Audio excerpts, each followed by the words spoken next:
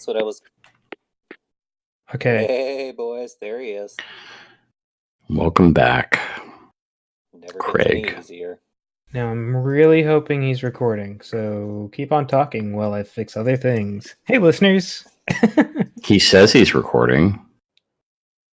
I mean, I tend to believe Craig. Yeah, he's never lied to us before. There was that one time. There was that one time. That's true. That one time where he kind of left us hanging. Yeah. So, I feel like they should all get one, though. yeah.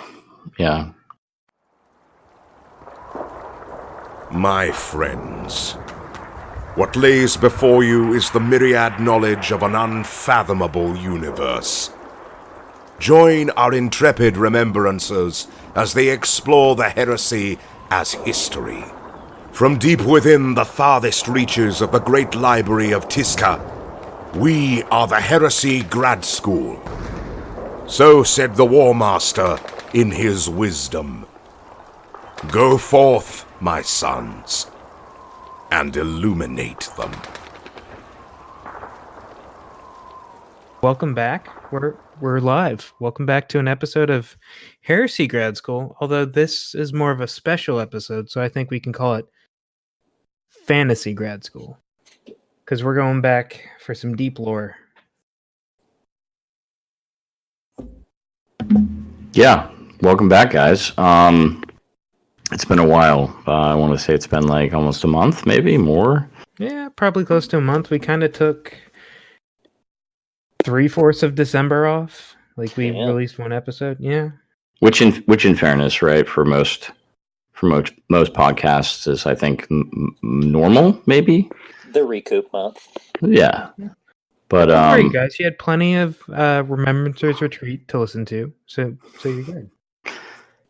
So what I think we're going to do for this one, so Pat, you kind of alluded to it. We're going to just kick off the new year with something a little off the reservation. We're going to do this as a one-off, but if the listeners decide that this is something they're super excited about and want more of, then we'll figure out a way to work it into the schedule. But I don't want anyone freaking out.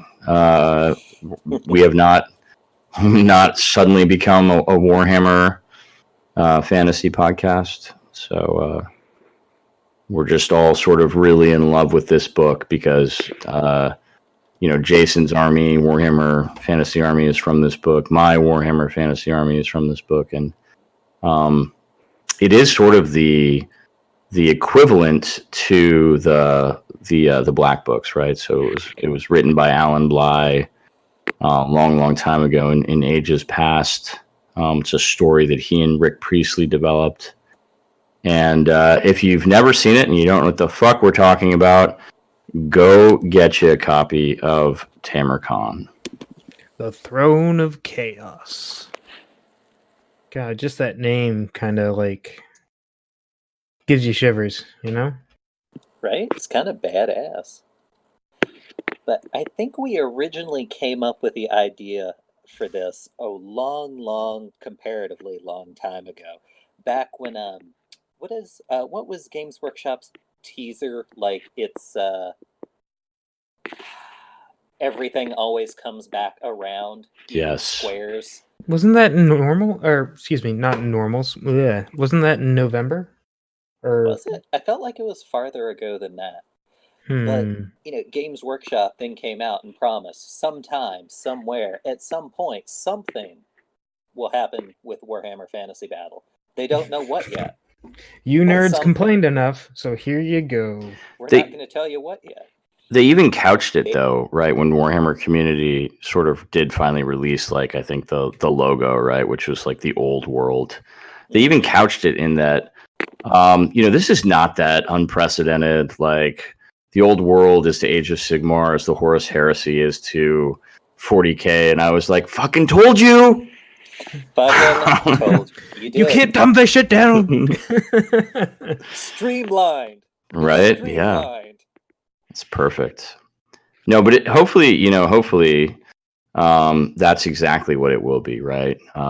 Because you can't be upset with the treatment that the Horus Heresy has gotten from Forge World over, like, I think almost 10 years now. So, I mean, if the old world, if Warhammer Fantasy comes back and gets even close to the same treatment, I will be a very happy camper. So I think that's certainly what I'm holding out for. And I mean, if it goes mainline, that's cool too. But I had the impression that it was going to be sort of under Specialist Games or Forge World, like that was going to be their, one of their lines. But I don't know. What do you guys think? I mean, I definitely would be all about a resurgence of fantasy. I mean, shit, I bought an entire Bretonnians army just because I got excited. No thanks to I you feel two. you. And like I understand Age of Sigmar. They have a solid group of players. They have some beautiful models. I just the lore just wasn't doing it for me. It just wasn't in my heart. And so I'm really excited for, again, it's gonna be several years. They've already told us that, hey, it might be 3, might be 4, but it's there. Just the idea that it's there kind of gives me some hope. Yeah, no, totally. I mean, it's good. I mean, their Games Workshop is always watching, right? They're nothing if a fucking brilliant market research company. So they were watching. They were watching. They saw people were still playing. They saw people playing Ninth Age and whatever that other game is, and bringing stuff out, and the sales were still kicking on eBay and stuff. So it's a smart move. I think it's a smart move for the company, and yeah. So enough about all that, right? But how are we going to do this, guys? Because this is a big book. This is a tome of lore that is every bit as packed full of amazing rabbit holes and everything else that we talk about when we talk about the Black Books. Like, we're not going to unpack this in one go, but we are going to give listeners sort of like an overview, maybe? Yeah, maybe a light overview, a little taste of a couple chapters. Yeah, just kind of light. We want to touch on this. We want to see what you guys feel about, us talking fantasy, even though we mostly do, heresy, and just see where it goes, I'm just going to ramble about Chaos Dwarfs for 15 minutes. Perfect. Fantastic. So Jason's going to ramble about Chaos Dwarfs for 15 minutes, which is going to be amazing and entertaining. Pat, what are you going to talk about? So there's a really awesome section about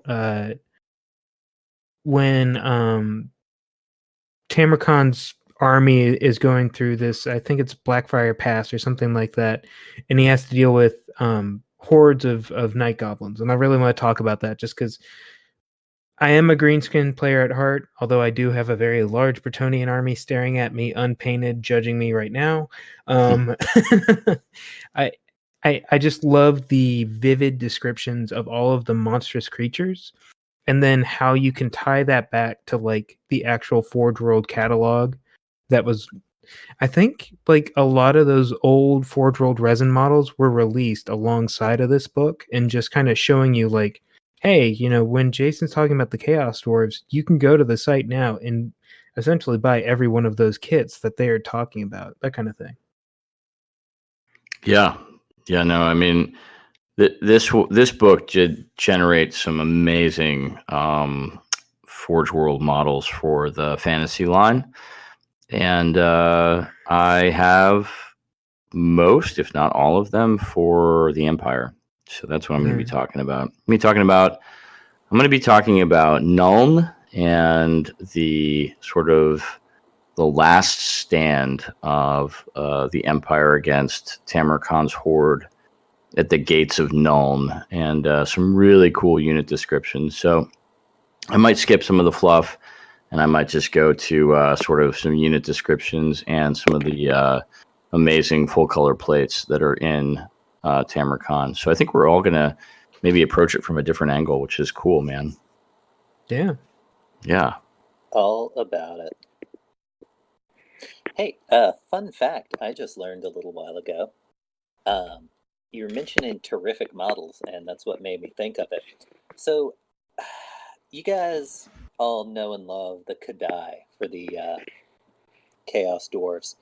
The Kadai Fireborn, they're arguably not that great in the game, but they are phenomenal models. They're like animated suits of Fiery armor. armor, right? Yeah, it's essentially a fire demon crammed inside a bound, hexagrammically warded suit of armor. And they have like these giant chain flails and these giant like razor sharp claws. Uh, there's a larger version of a Kadai, which anybody who's ever fought a Chaos Dwarf army has learned to hate immediately, Mm-hmm. called the Kadai Destroyer. And they were one of the few things that did not get a model release. And while digging through a bunch of stuff, I think I remember like seeing it at like a games day or something. There was a demo model for it, and it was not spectacularly well received. Folks thought it was pretty goofy looking, but it's pretty easy to track down if you put your Google skills to use. But I ran across some old blog posts that uh, updated it since we got Age of Sigmar before the Kadai Destroyer ever officially came out. It was actually repurposed, like the sculpt they demoed, into what's it called? It's like a Cho'Garoth of like the Greater Cho'Garoth of Khorne that's available from Forge World now. So apparently that's where the demo model for the Kadai Destroyer ended up. Huh. That is interesting. Yeah, right? Yeah, I'm not gonna lie, there's some stuff coming out for Age of Sigmar that, and I have this conversation with some guys online. We talk about whether or not it's backwards compatible, right? Which means like, could you fucking pull it off the circle base and put it on a square base, and would you be good to go, right? And what would it look like? So yeah, there's a ton of stuff out there for Age of Sigmar that is 100% backwards compatible. And it's gorgeous because the sculpts that they're coming out with are amazing. So yeah, maybe there's even a better Kadai Destroyer out there now. I mean, Jason, you use a pretty awesome model for your Kadai Destroyer, but that's not a GW model. It is not. It is a golem it's an infernal golem from Titan Forge, and it's pretty badass. It's like a giant metal bull, but he's got like 4 arms, each of which have like a pretty sweet looking axe. And I'm a big fan of it so far. Everything else I've got in my Chaos Dwarf army is the GW models, except for that one. But I'm a big fan. Yeah, awesome. I'm a big fan of how it looks. I'm not a big fan of how it fucking just rolls over my army when it's on the table. They are pretty swingy. They can knock down entire units by themselves, but as soon as they hit like a hero with one of those Dragonbane gems, or God forbid, a unit with the fire protection banner where everything gets a 2-up ward against fire, it's just a hard stop. Yeah, Warhammer Fantasy does have those hard counters. A little bit like Heresy, right? When you're talking about like, the Spartan as like a pretty strong piece, but then, the hard counter to the Spartan is the lightning with, 4 Kraken penetrators, right? So, I mean, it does. Those things exist. Those dynamics exist for sure in Warhammer Fantasy as well. Maybe even more to a greater extent. But I think there's also more ways to get around it. I guess it really goes to show how much of a mech player I am. In that my hard counter to a Spartan, I didn't even think of the lightning. It was just a Voltarax amped up on Cyberthurgy. Just an amped up Voltarax. It's awesome. Yeah, you just give him the the machine myth and let him loose. Perfect. Well, enough about that 30K Heresy stuff. I mean, right? Ugh, God, who plays that, right? So, Jason, do you want to just jump into it, man? Since we're kind of there already. Absolutely. Perfect. All right, so guys, let's talk. I'm putting my paintbrush down. We're going to talk some Chaos Dwarves. So, besides just the gorgeous model range, I've still got some of the little Fireglaive dudes in their original Forge World packaging. Whew. These guys I love to death. Now, I don't own a whole bunch of the older, what are lovingly referred to as the big hats, but let me tell you, some of those old big hat models are pretty spectacular. And they have a very interesting sort of Babylonian or Assyrian feel.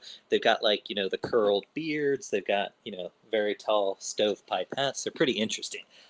All of the models I use for my actual game army are the sort of Mordor Doom Turtle sort of deal. But enough about models. Let's talk about some history of the Chaos Dwarfs. That's dwarfs with a RFS. So, if you want to check this business out, we're looking at page 164 on the gorgeous Tamarkan tome, The History of the Chaos Dwarfs, known as the Dawezar, or Ozkul Dorazar, as they refer to themselves in their corrupted tongue. So, this is what happens to dwarves who are too stubborn to die, but while they're resistant to chaos, they are not immune to it in the same way that while garden variety dwarves, I refer to them as vanilla dwarves and spicy dwarves, respectively, they're not immune to the influence of chaos and magic, merely resistant. So given hundreds and hundreds of years and this sort of isolation in their own little microcosm, a very sort of special evolution took place. So many, many thousands of years ago, during the great expansion of the dwarf race, way, way before mankind and the 12 barbarian tribes were even a thing, the dwarfs had expanded as far as they could go, and one of the most ore, gem, metal-rich lands they could find was what's known as the World's Edge Mountains, and even beyond them. Now, they've excavated and expanded their entire, subterranean under-empire, and they even have their fortress cities linked by miles and miles of mine works and underground causeways bigger than anything men have ever built on the surface. Now, one of the most ore-rich places they've ever been able to find, they've come to a place they've named the Zorn Uzkul, or the Great Skull Land, as if the foreshadowing weren't heavy enough. It's this massive plateau that's more or less completely inhospitable. Even when the dwarves first found it, it was basically a frigid desert littered with the wind-scoured bones of ancient and unknown dead. The mineral wealth was off the charts here, but even to the dwarfs who are known to get pretty greedy and heavy-handed with the wealth and the mining, it seemed off-putting, kind of tainted and unclean. And a lot of the dwarfs showed up there would not have anything to do with it. They named it accursed and turned aside. And they either retreated back to the more well-established holds, or some of them even chose to bypass it entirely and try to journey into Norska, or maybe even east and south down to the mountains of Morn. However, some refused in typical dwarfish fashion to give up and set up shop in the Great Skull Land no matter what happened. And at first, they managed to, maintain just as well as operations as any other dwarven hold, and really carve out a pretty impressive niche for themselves. The problem is, as they started to expand, not only outwards, but as dwarfs do, downwards, they dug too deep. The world darkened, and foul things crawled from the depths of their holds to sunder the dwarf under-empire and sever contact between the farthest flung dwarf holds. So contact started becoming erratic and infrequent, and as each of them started to become, almost xenophobic and closed down and become isolationist, the Great Time of Chaos descended across the world entirely, and these dwarf kingdoms that were already having trouble with communication were completely cut off and thought lost forever. Uh, the dwarf holds in the south had bigger things to deal with, and the dwarf holds of the west, kind of in the same deal. So as Asavar Kul is kind of ravaging across the land, these dwarf holds are buttoned up, and the kind of cousins in the northwest are not, not chief in their mind. So it wasn't an immediate thing, the sort of mutation of, oh, I'm sorry, dwarves, they'd be in the east. Checkmark that. So, Zorn Uzkul is to the east of, like, Karaz Karak, northeast. But a lot of their history is still corrupted, so even the Chaos Dwarfs themselves don't really know the full saga of their origin story. And though they know at one point they were almost completely destroyed, it was that same stubborn refusal to die and surrender, even in the face of this like unspeakable horror and death that they endured, that also sort of doomed them. So instead of being wiped out, they mutated into something arguably worse. Because it was around this time when they were at their lowest ebb and were almost destroyed, they came to find a new patron god, Hashut, the Father of Darkness. So as they slowly turned more and more to Hashut and the sort of dark and evil things the god asked of them, they slowly began to increase in number and restore themselves in power, even though they were barely recognizable from the dwarf kind they had been. So while the dwarf race is usually very resilient to chaos, none of the dwarves that lived in the shadows of the Mountains of Morn had changed quickly, but they had changed inexorably, and they'd become twisted in both body and mind. They still sort of superficially resemble other dwarf kind, but they also possess a lot of different physical mutations. Protruding tusks are very common. They're typically gray flesh, and they have sort of red or orange glowing eyes. A lot of them have small horns on their forehead, and some of the worst, the Chaos Sorcerers in the dwarf race, have these cloven hooves and small tails, things like that. So while Chaos has slowly, over hundreds of years, worked these changes on the Chaos Dwarves, they have also worked on the mind as well. That sort of stubborn determination and their love of craftsmanship and industry, it's slowly been sort of perverted, and now they're pitiless and macabre and cold-hearted, devoid of mercy, consumed by a need to enslave and dominate. And this is basically what drives the Chaos Dwarf race as a whole. They're not. They see the race of men as overextending themselves, as in a hurry to conquer, they're stretching themselves too thin. And they see themselves as calm and implacable, and they have no reason to overextend themselves in a hurry, because they've slowly grown, just like some of their inexorable war machines. They have slowly but irreversibly crept out from their major cities. And one of the cool little box outs on page 165 that I'm going to read for you guys, it's a really cool look at Hashut. The god of the Chaos Dwarves is Hashut, Father of Darkness, a grim and malignant being often represented as a blazing bowl wreathed in smoke and shadows. Hashut is a chaos god, although some scholars of the arcane would label him as an archdemon rather than a god, while others insist it is some form of foul entity let loose upon the world during the time of chaos. Hashut is closely associated with tyranny, greed, fire, and hatred, and it is a being whose gift of power comes at a terrible price.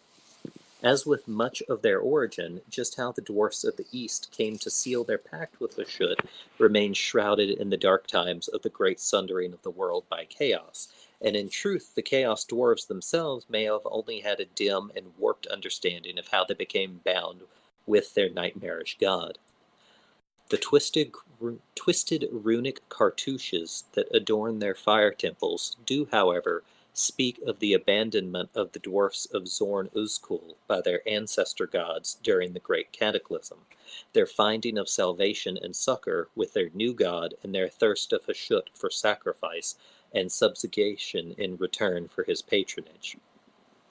Over the centuries, in return for flesh and blood, homage, and devotion, Hashut has gifted the Chaos Dwarfs with malign secrets and powerful sorcery that, when fused with their mastery of industry and forgecraft, do create many demon-fused machineries and monstrous engines of war, dominion over the fires of the earth, and arcane and malevolent lore that has brutalized both their sanity and soul.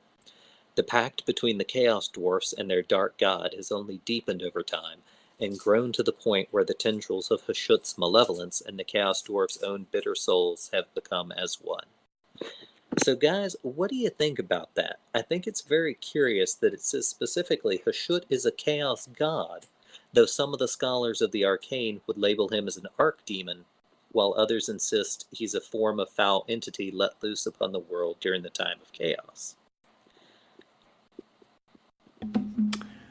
Well, I mean, first, I don't think there's not like a direct analog between Warhammer Fantasy and Warhammer 40,000, sort of the universe that we are familiar with, right? With the four main, the pantheon of gods, right? There is not. So I think in the Warhammer mythos, in the Warhammer cosmos, it's a much more diverse, it's a much more rich, right? Like you've got Cain, the Dark Elves, worship Cain, the god of slaughter and pain and suffering. And so these are all pantheons within, I think, the world of chaos as it exists in the old world, right? So I think there's room for these like major, minor entities of chaos. I don't know. What do you think, Jason? Well, it's a good point with the Eldar gods, elven gods in this case. There are analogs in 40k for like Kali Minsha Cain, for Asurian, for Isha, but there are not analogs for Hashut or what's the horned rat? The Skaven Lord. Yeah. Yeah, but like with orcs, you still have Gork and Mork through Brez settings. And I think it's interesting how these Hashut and the Horned Rat essentially they're kind of unique. They don't have analogs in 40k. You're right. I think that maybe speaks more to how the two cosmoses have evolved maybe and grown apart because, when I think about Cain for the Dark Elves, very different than the way I think about Cain for the Eldar. But there are still analogs. You're right. At least they're still the same names, and sometimes the same entities, for sure. Yeah, I think that's pretty cool, man. I think it paints such a more rich setting picture for Warhammer. I mean, I would, though, going back to what you're saying about like Hashut maybe being a minor demon in whatever the fantasy pantheon might be. But I mean, we do have instances within the 30k of minor demons trying to get the upper hand or trying to subvert for their will, not necessarily for a specific power like Nurgle or Khorne, but for their own whims. So, I mean, little bit of comparison there, but I don't know. Yeah. Who knows, man? But Jason, I did want to say that, like, when we were kind of going back and forth on where things exist on the maps, I think there are some amazing maps in. It's part of the reason why I love this book, right? Is the maps. Like, if you like going to the dark places in, you know, on a map or in a setting, right? Places where maybe the light has never shined. You don't have that, you know, you don't know in detail what lies there.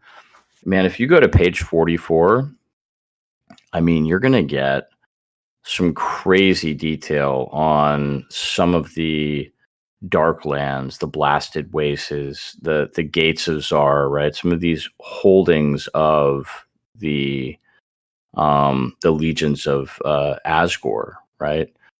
So I don't know, Jason, did you want to say anything about the maps, or are you kind of sticking on descriptions? Maps are entirely your deal. Well, that's fair. That's fair. I do. I love the. I mean, it's just like, and we'll get into this a little bit more later, but this whole book is set up to basically follow the journey of Tamarkan's horde, from the Chaos Wastes, you know, west through the mountains of Morn, down into the Darklands and the Blasted Wastes and the Border Princes. And I mean, the whole journey is just, it's amazingly blown out. You get place names, you get details of like encampments and tribes, and I mean, just so much depth here. There's probably more detail packed into this book than really in any of the other core Warhammer fantasy books, because the Warhammer fantasy books, even from edition to edition to edition, they're exploring the same thing. You know, this is where the High Elves live. You know, the island of Ulthuan. You know, this is where the Dark Elves live. You know, in Naggaroth, right? And it's just like, and it's sort of, it's repetition ad nauseum when you go from edition to edition. You get a little bit of detail, but man, does this book shine some light into some dark places. Ooh, So, And I mean, I'd at least say 3/4 of it is just fluff, you know? Oh yeah, that's. I mean, the entire, what is it, like 6 main chapters are phenomenal. Oh, yeah. And each one is like a teeny novella. yeah, that's exactly how I think it's set up. Yeah, absolutely. And even in the back, you play through each kind of chapter as its own campaign and scenario. Mm-hmm. But Pat, let's speaking of shining light into dark places, let's go over to you for Some I don't night know. gobos. Yeah, Yep. some dark dude. night gobos. Yeah, Yeah, get dude. after it. So we're going to kind of take a look at chapter 4, listeners. If you have your book at home, it starts around page 53. And it's talking about how Tamarkan is going through, let me see if I can find it on the map. I think it is Blackfire Pass, I want to say. Let me see. Yep. And just how he's being... It talks at first about how they're entering this pass, and there's these dwarven ruins and these old sculptures that have been standing there since the dawn of the beginning of time. And how they keep on getting harassed by these shadowy figures and dark cloaks and being hit by swarms of arrows. And they later begin to find out that it's night goblins. And I think one of my favorite parts of this book is on page 55. Well, there are two favorite parts, I'll say this much. On page 55, there's this, it's essentially a full page call out box to night goblins. And just the artist's rendition of a night goblin is, if I had to pick any greenskin, and I will say this, for 40K or fantasy, this is probably my favorite drawing of a greenskin. Just because it's been used so many times throughout, and you can see it in so many different models, whether it be in Forge World or GW proper, or in some of their subcategories. Like when they released the Warhammer Fantasy MMO, they released a special edition model that had an orc with a night goblin shaman on his shoulders, and like every single piece on this image is the exact same as every single piece on that model. But one of the things I really wanted to talk about is how you can really see, like, the descriptions. There's a major battle between the night goblins and the horde of Temerkai, or at least the very beginning of the horde of Temerkai. Let me see.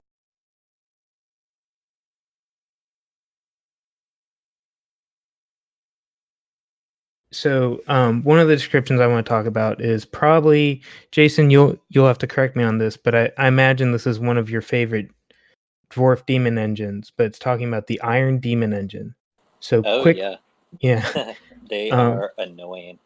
Yeah, so quickly from behind the spreading dust, screaming steam like the death cries of damned souls, an iron demon engine hove into view, dragging behind it a double carriage train, one of fuel and the other of heavy tubular cannons, around which a trio of hellsmiths were hurriedly chanting and spraying boiling hot blood from golden thribbles onto its bell-like casing. There's something so malicious and wonderful about the idea of just thinking about, you have these dwarven hellsmiths trying to consecrate their evil weapons with boiling blood, you know? Right? They're like reverse Mechanicum. Yeah, but and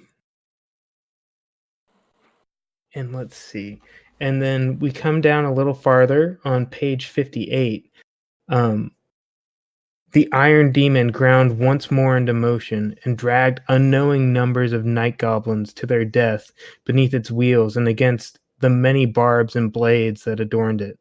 The hellish machine's cannonades fired, shredding trolls and night goblins apart before it in a welter of gore, and the war machine seemed to howl and roar like a living thing at the slaughter it wrought. And I mean, these descriptions, you can't get any better. I mean, it's Alan Blythe at his finest, of course. But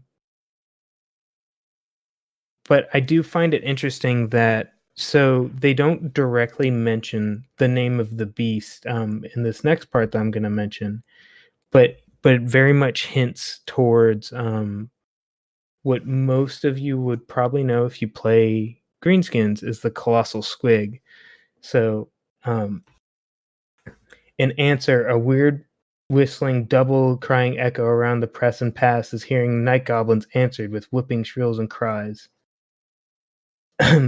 of their own, as from a vast yawning gateway in the mountainside, two freakish and enormous creatures half crawled, half bounded into view.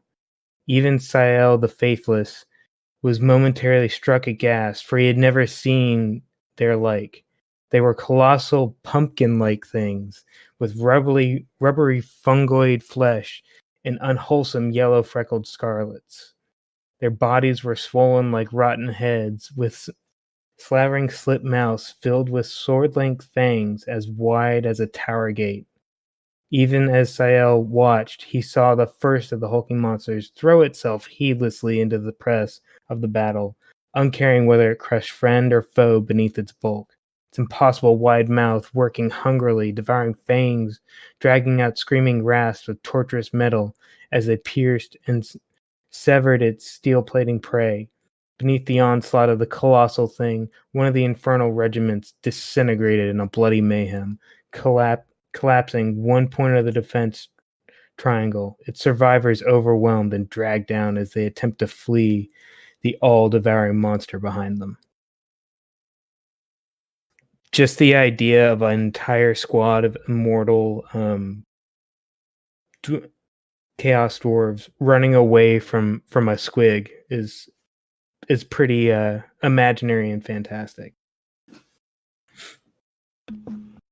We have those models now, right? Like, I know that Forge World has Forge World, so Forge World has a variant, and then Games Workshop this year revamped all their night goblins. Yeah. And so there's now there's a bounding duo of colossal squigs.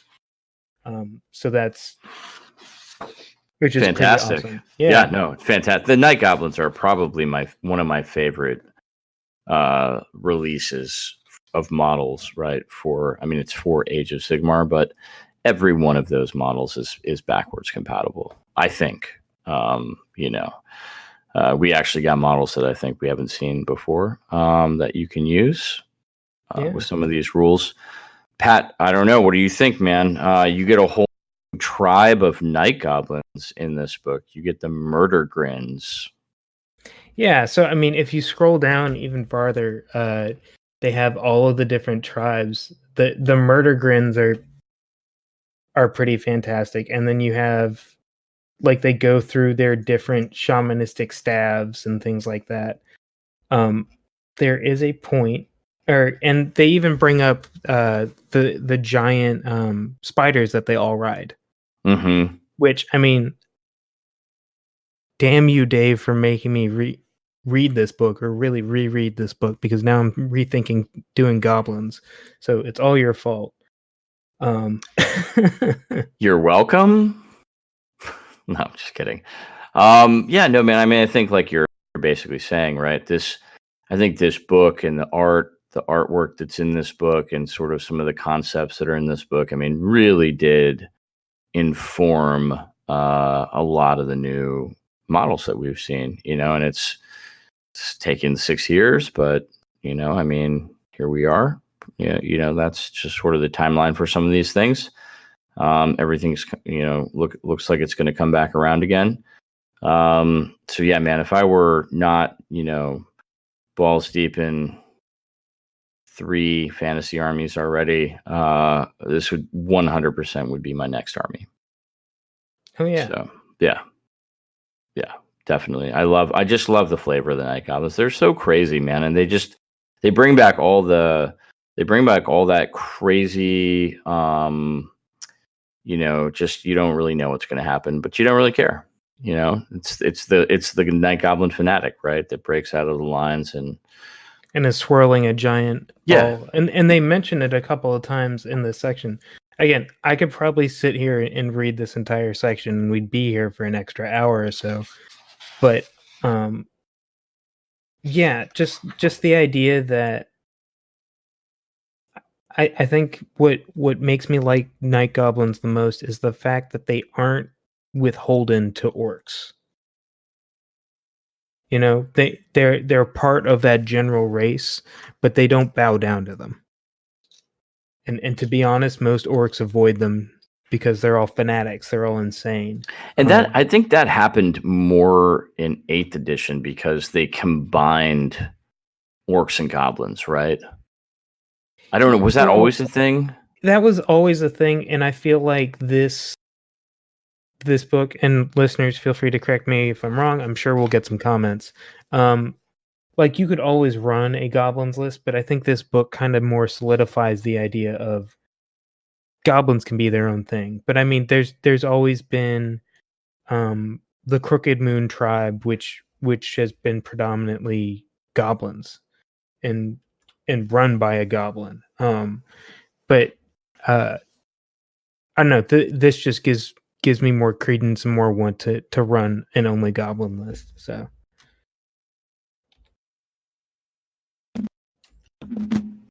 Well, you should get on that, Pat. Get on that. Let me get past all my 530k different things that I gotta get done. Yeah, but Very that's cool. it for me. I think we're on to Nolan, right, Dave? So, I have recently completed probably one of my lifetime, right, like achievements, right? So bucket list kind of stuff for my hobby. And I acquired a land ship. This is sort of how this whole thing started, right? So I acquired a land ship. And then I had to complete the army. So, because, that's what you have to do when you get a land ship. And so I completed my army of Nuln, based around 40 Nuln Ironsides, which are handgunners with heavy armor, and of course their character Jubal Falk, he's one of the chief engineers of the Nuln Artillery School. So for listeners who may have like zero idea what we're talking about right now, which is totally okay, go out and get the book. Nuln is sort of the last bastion of resistance as Tamerlane's horde comes crashing through the mountains of Morn and through the border princes and into Wissenland and just rolling over towns and villages and even some cities, right? But Nuln is not to be trifled with, and Nuln has had knowledge that Tamerlane, this chaos incursion, has been on the way. And so the Countess of Nuln, Emmanuel, I think is her name, is definitely maybe a cut above, I would say, some of the other nobles and some of the other lords.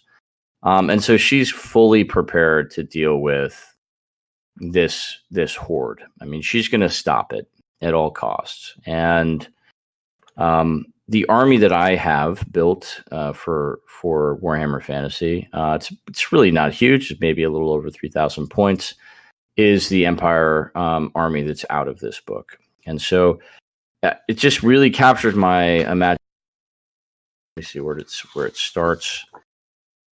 We could probably go to page. Let's see.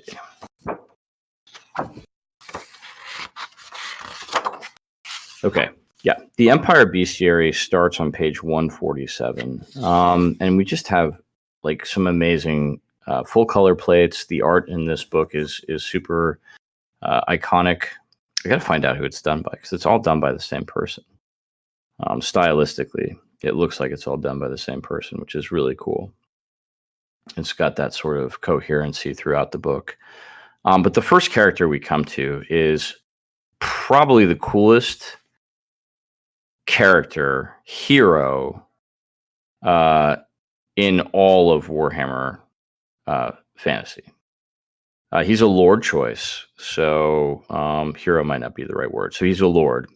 Theodore Bruckner, the Hand of Judgment, the Titan Headsman, the Champion of Nuln, right? And he's just this fucking massive human, strength 4, tough 4, and his model is bigger than most people, most mortal people. But he's still immortal. He's still a person. He just has sort of abnormal stats. So maybe a little, maybe so a little. They made a model for him. Oh yeah, they did. Oh yeah, absolutely. Have you not seen it, Pat? I don't think I have. Oh my god, it's amazing.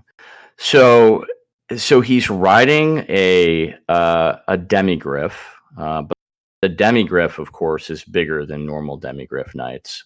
I want to say this model preceded the sort of the demigryph knight that Warhammer Fantasy eventually released for 8th edition.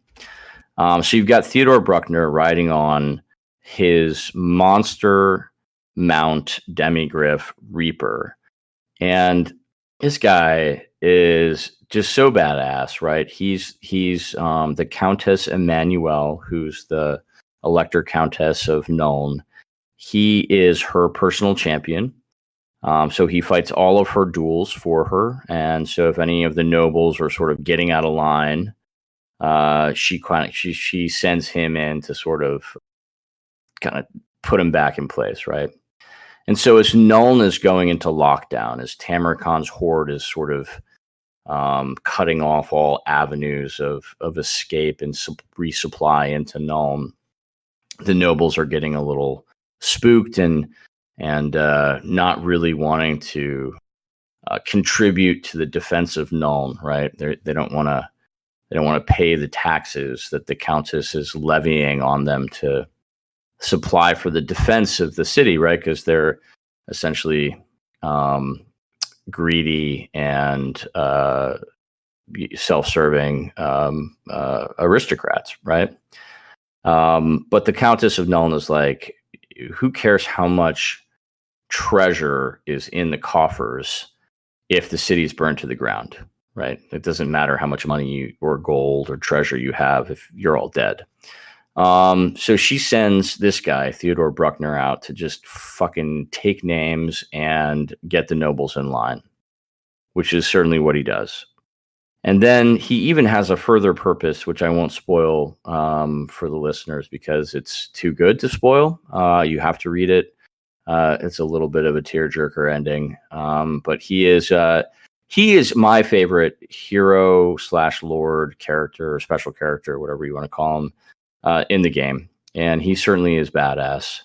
And his rules are like the perfect thematic equivalent of what he is in the lore. And that I love to see that, right? Like when somebody's rules on paper and then how it translates in game represent the sort of the story arc of that character in the lore. That to me, that's a win, right? That's perfect, you know? So to me, they did a really good job with this guy. He's sort of the centerpiece of my army.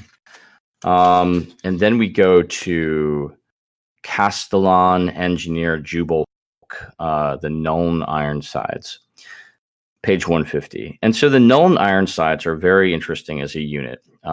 They are the artillery school of Nuln's handgunners. And so because Nuln is the basically the place where all of the engineers are trained for the Empire.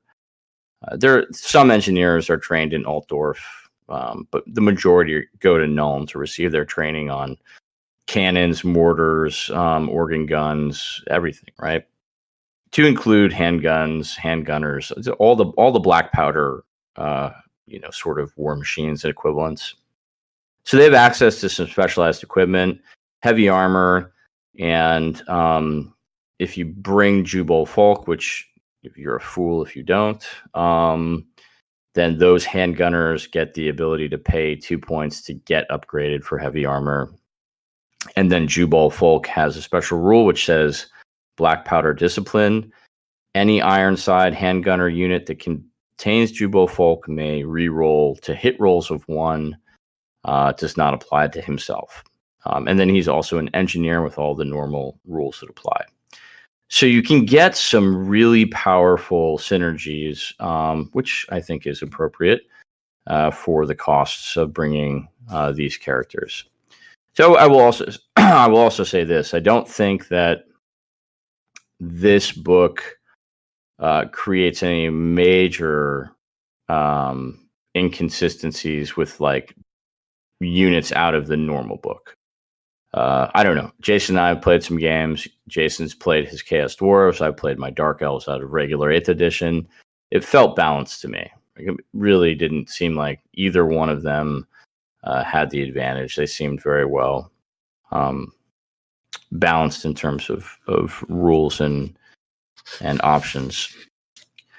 The one character I don't have for my army, which I will sometime get, is the Magistrix Elsbeth von Draken. She is probably one of the most amazing models Forge World has ever done. She's a level 4 wizard, Lore of Death, who rides on a Carmine dragon. Just amazing stats and great lore. She's certainly responsible for saving, if not Nuln, then sort of the end game with Tamarkan. And then we get to the Marienburg class land battleship, the Wonder of the Age. So this model has sort of started the whole thing off. Is what I told you guys. I won't really go into how I sourced it. That's a story for another day. If you guys find me at a convention somewhere, I certainly will tell you. But it's an amazing model. It's been out of print for a very, very long time. Very hard to find, but just an absolutely gorgeous centerpiece to any army. The Marienburg class landship, in the story, there were 6 of these that were being made at Nuln at great cost to Marienburg. And so they were being built, and sort of the steam engines were being built into the Marienburg landship, and then they were being weaponized with different sort of cannonades, etc. So they were set for delivery to Marienburg, and Countess Emmanuel, because she's smarter than the average countess, right, or elector count, said, "Yeah, we're not sending those. We're going to keep them to defend Nuln." And she basically paid off whoever the merchant princes were that had requested these at great cost, and she used them in the defense of Nuln, and they were very instrumental in sort of repulsing the horde. And there's some other great units in here. I won't go into, we'll run long, but it's just it's a great book. I've always liked units that have that depth of background, that sort of special lore, and so that's what I've done. I have a unit of Manon's Blade, and I have I have Leopold the Black, and then I have some other assorted characters as well. I was going to say, actually, Dave, I think Leopold the Black is probably, my favorite version of like an Empire general. Yeah. He's very much his model, essentially just it puts out this air of I know what I'm doing. I'm the head, that kind of sort of. Oh, he's a bastard kind of thing. No, I know. Yeah, he's a total bastard. He is a mercenary to the core, hired to basically, mount the resistance. But yeah, he is good. And the thing about so you have to take Leopold the Black, because Theodore Bruckner can't be your army's general, right? That's not what he's about. So Bruckner, he's the he's the Countess's headsman. He's not about leading armies, right? He's not about tactics on the battlefield and giving out orders. This dude's got one purpose, right? And that's killing people. Big people, right? He's taking heads. But so you have to function that way too. Or sorry, I didn't mean to interrupt. I was going to ask. So does he function as essentially a hero killer on the table? Yes, that's exactly what he does. That's his sole purpose. So if you're going to play the army, which is not really a thing, you just take basically all the choices out of the book. Then you have to take Leopold the Black. So Leopold the Black becomes your general of the army. So he's also a lord choice. He's not a super expensive lord choice, but he is a lord choice. And then he sort of functions as your army general. And then, if you're playing at whatever 3,000 points, you've got 500 points to spend on, I guess more than that. 750? Yeah, you have 750 to spend on lords, and so you kind of squeeze those two in. That's your lord choice, and you go forth and do great things. So, but yeah, you have to take Leopold the Black. So because he basically then functions as your commanding general, your general on the battlefield. So, but yeah, that's sort of I don't want to go too long, and that seems like we're at a good point. Super cool book, full color plates, maps, rules. Everything. So yeah, it's a piece of art more than just a book, Right? What more could you ask for? Yeah. Touche. But Jason, do you have another book? Is what I want to ask yeah, for. I mean, like, definitely yeah. another book, plenty. but That's what I'm asking for. Just one more Timer gone. Just one more. Yeah. I mean, in a few years, guys, we may very well get it. You know, Oh, here's hoping. we can hope and dream, right? Well, Jason, do you have any rules for us tonight? Or are you saving that for a good old fashioned 30K episode? I'm saving that for a 30K episode, but if we want to talk at something offhand while we got Chaos Dwarfs like in the pipe, Yeah.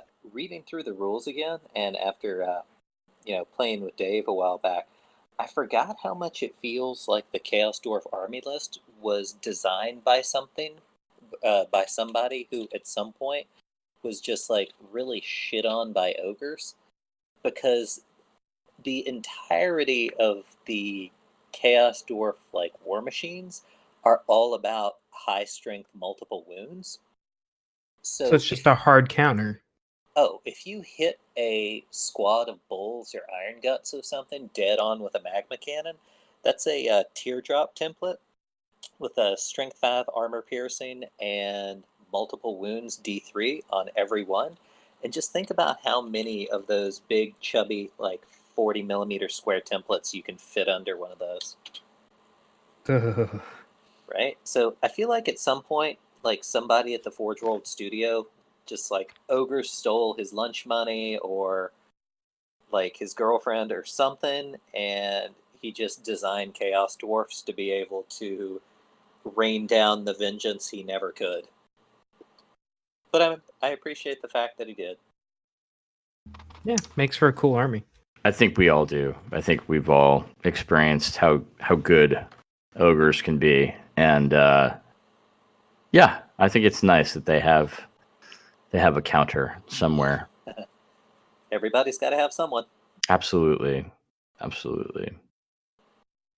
All right. Well, I guess that's it for us. As far as plugs, I'll just say welcome to the new year. It's good to be back and talking, and we'll be back with another Heresy episode next, but we hope you all enjoyed this one. Dave, you got anything? No, I don't really have anything. We're going to be back with lots of Heresy in 2020. Not exactly sure where we're going next, but it'll be good. There'll be Titans and Knights and Mechanicum for sure. Oh my. Oh. Yeah. Jason?